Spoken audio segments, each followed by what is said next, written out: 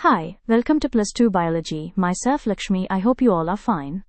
Today topic is Evolution, Class 10 Biology. What is evolution? Evolution refers to the gradual change in a population's genetic composition over successive generations. It provides an explanation for the changes observed in organisms throughout geological history when compared with those present today. Evolution is based in theory. A theory is an explanation based on well-substantiated evidence that has been tested repeatedly, and is what is accepted by the scientific community. Lamarckism. Early evolutionary theory proposed that individuals acquired characteristics during their lifetime that aided survival. These characteristics could then be inherited by offspring. It was later discovered by Charles Darwin that individuals born with traits that aided survival were better suited to their environments and were therefore more likely to live long enough to reproduce and pass on those favorable traits. Darwinism. Evidence for evolution. Many genetic, anatomical, physiological, archaeological and geographical discoveries have been made that support the theory of evolution. These include comparative anatomy, molecular homogeny, the fossil record. Comparative anatomy, comparing the anatomy of present-day, transitional and ancestral organisms with each other, in addition to embryological or intermediate forms, gives insight into the similarities and differences between various body structures. Both internal and external form can be observed and associated with function between organisms to identify the degree of evolutionary relatedness. Depending on what is being compared, structures can be referred to as being homologous, analogous, vestigial. Homologous structures. These structures look different externally, however actually link two species to a common ancestor. The structures are essentially the same but differ in shape, size, etc. These differences can be attributed to how the structure has adapted to suit unique environmental selection pressures to aid survival. Examples include the pentadactyl limb, vertebrate hearts, insect mouthparts, the mollusk foot. Homologous structures. The pentadactyl limb.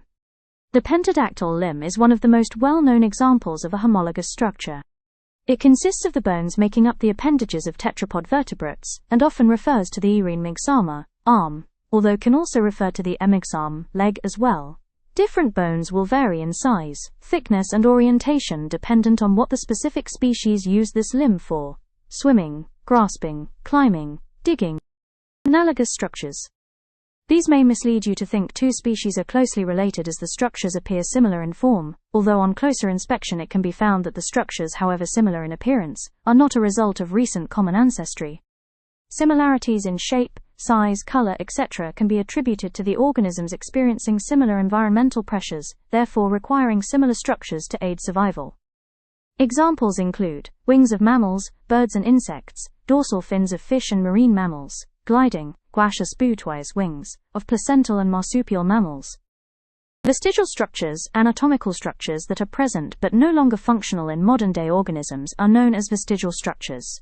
Their presence indicates functionality in their ancestors, so if two modern-day species have the same vestigial structure, it is evidence for shared ancestry. Examples include rutite, flightless birds, wings, whale pelvis, wisdom teeth appendix, cecum coccyx, tailbone.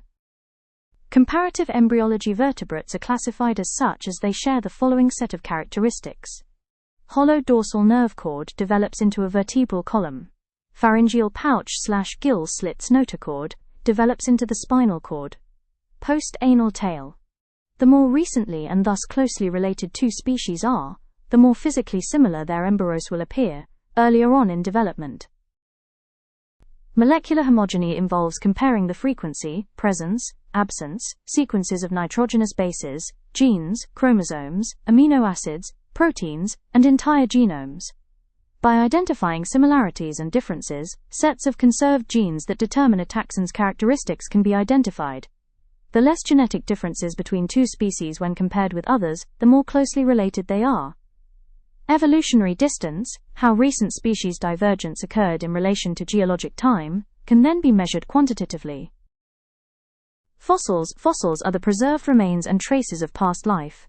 Dependent on their structure, composition and/or role, fossils can be classified as trace, petrified, living, index, molds, casts, preserved remains, carbon impurities, permineralized, transitional. Transitional fossils, fossilized species that share traits with present-day descendants, are known as transitional fossils.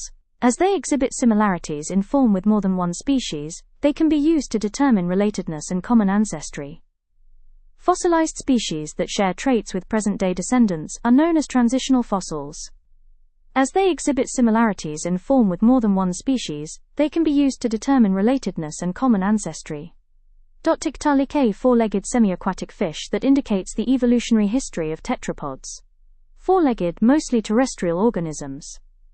Archaeopteryx, reptilian and avian bird ancestor that had wings, feathers, scales and teeth. Thank you for watching. Please like, share, comment and subscribe to Plus2 Biology.